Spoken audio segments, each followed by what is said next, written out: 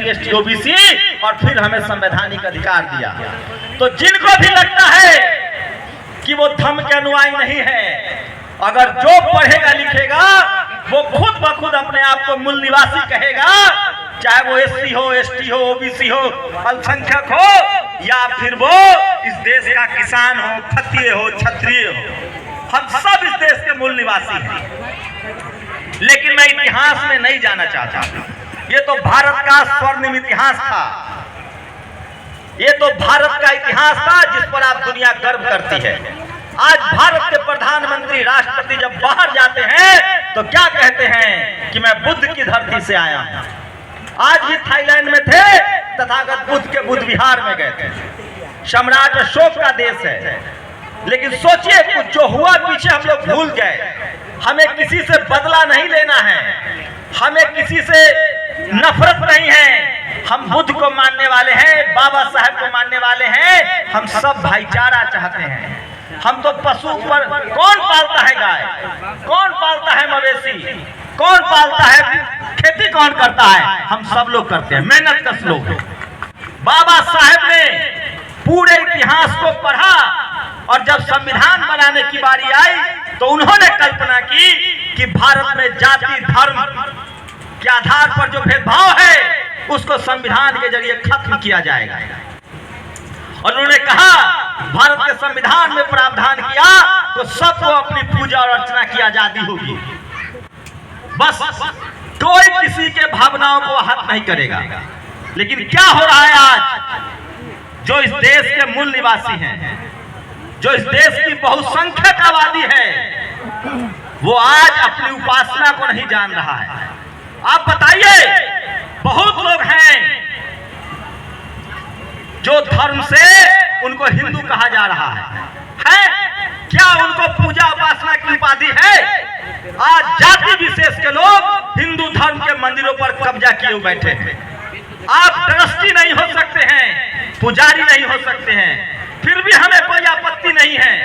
जिनको अपने आप को नीच जाति कहना है, शोषित रहना है, वो उस रास्ते पर चले। जिनको बराबरी का हक चाहिए, मान सम्मान चाहिए, दया करुणा में विश्वास रखते हैं, वो धर्म के रास्ते पर चलते हैं। लेकिन सोचिए, संविधान लागू है, उसके बाद भी हमें अपने उपासना स्थल के लिए धरना प्रदर्शन करना पड़ रहा है। और इसका रास्ता क्या है? बाबा साहब का संविधान में वो रास्ता है। कल जो वक्फ बोर्ड बिल आया है वो इसलिए आया है, जब ये सवाल उठ रहा था कि जब मस्जिदों में इस्लाम मानने वाले हैं, जब गुरुद्वारों में गुरु नानक साहब को मानने वाले लोग हैं, जब मंदिरों में सिर्फ ब्राह्मण समाज के लोग हैं, तो हमारे बुद्ध विहार में दूसरा क्यों है? इसलिए सब नाटक चल रहा है। इसलिए ये सच है, जो मनुवादी व्यवस्था के लोग हैं, जो जातिवादी व्यवस्था बनाए रखना चाहते हैं, वो बारी बारी से डंडा चलाते हैं। पहले उन्होंने सिखों का नरसंहार किया, हम चुप रहे। 2000 साल से 1000 साल से जाति के नाम पर बारी बारी से SC ST OBC किसानों पर अत्याचार हो रहा है, हम चुप हैं। क्या जाटों को गोली नहीं मारी गई? वो अपना अधिकार मांग रहे थे। गुर्जरों को मारी गई, जाट गुर्जर पटेल मराठा मारा गया। SC ST OBC Kurmi Yadav Kushwaha के बच्चों का रोज अधिकार छीना जा रहा है। और सोचिए, हमारे जो नेता थे, जो पढ़े लिखे नेता थे, सोनेलाल पटेल, उन्होंने धम्म का रास्ता अपनाया और बाकायदा धम्म की दीक्षा ली और बाबा साहब के रास्ते पर चले। इसी धरती पर बिहार के मुख्यमंत्री OBC कमीशन को बनाने वाले मंडल साहब जब मुख्यमंत्री बने तो सबसे पहले यात्रा उन्होंने गया बौद्ध विहार का किया।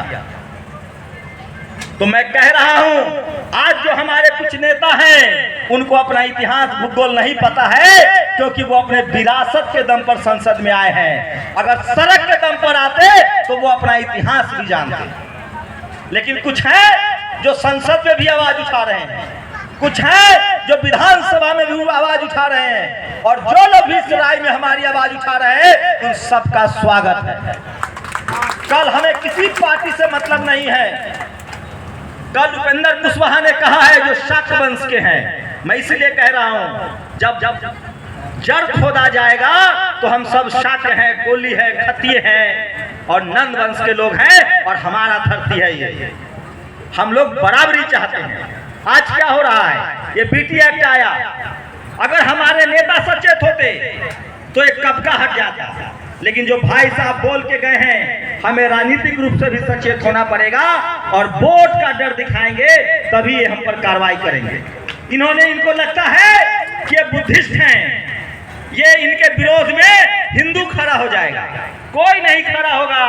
90% हिंदू जो है वो धम्म का अनुयायी है, वो बुद्ध को मानता है, फूले पेरियार अंबेडकर को मानता है, वो कोई हमारे खिलाफ नहीं आएगा। चंद मुट्ठी भर लोग हैं जो जातिवाद और मनुवाद करते हैं।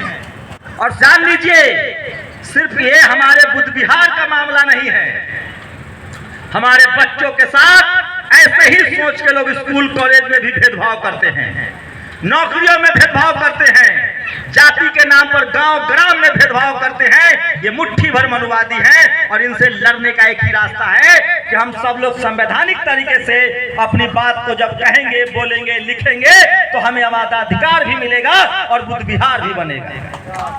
हम लोग क्या चाहते हैं, जो भारत की पहचान है, बोध गया क्या है, भारत की पहचान है, दुनिया में पहचाना जाता है, उसकी पवित्रता का सवाल है, उसके सम्मान का सवाल है। बस इतनी सी बात है। हजारों मंदिर बन रहे हैं, हम कहाँ कह रहे हैं, आप बनाइए, लाखों बनाइए। जो हमारी विरासत है, जो हेरिटेज है, उसकी सुरक्षा की जिम्मेदारी करना इस देश का हर नागरिक का काम है। तो आप लोग जो कर रहे हैं वो किसी धर्म के लिए सिर्फ नहीं लड़ रहे हैं, किसी विचार के लिए नहीं लड़ रहे हैं, आप भारत की पवित्रता, भारत की पहचान को फिर से स्थापित करने के लिए बैठे हुए हैं। ये काम बहुत ऐतिहासिक है। ये काम कायदे से इस देश के तमाम उन लोगों को करना चाहिए था जो भारत के संविधान में भरोसा करते हैं। ये काम संसद को करना चाहिए था, विधानसभा को करना चाहिए था, लेकिन मुझे लगता है कि वो लोग रास्ते से भटक गए हैं। आप सोचिए ये काम क्यों जरूरी है। हमें हमारी आस्था का, उपासना का अधिकार संविधान देता है और ये हमारा उपासना स्थल है, जिनका भी है, 5 करोड़ हो, चाहे 5 लाख हो, चाहे 5 हो, चाहे 500 करोड़ हो, भारत का संविधान कहता है कि सबका अधिकार बराबर है, सबको बराबर का आस्था का अधिकार है, किसी के आस्था के साथ आप भेदभाव नहीं कर सकते हैं। तो हमारे बुद्ध विहार में दूसरा क्यों है, ये बड़ा सवाल है। आप आइए, जाइए, आप मानिए नहीं मानिए, लेकिन आप हमारी पवित्रता को, हमारी विद्धता को, हम लोग क्या लड़ रहे हैं, बुद्धिज्म क्या है, बुद्ध क्या थे, अंधविश्वास के खिलाफ थे, पाखंड के खिलाफ थे, गैर बराबरी के खिलाफ थे। और हमारे बुद्ध विहार में बैठ के आप पाखंड फैलाएंगे, आप जातिवाद फैलाएंगे, आप लोगों को गुमराह करेंगे, तो हमें उसका विरोध करना चाहिए। और सोचिए 3 महीने से आंदोलन चल रहा है, इस देश का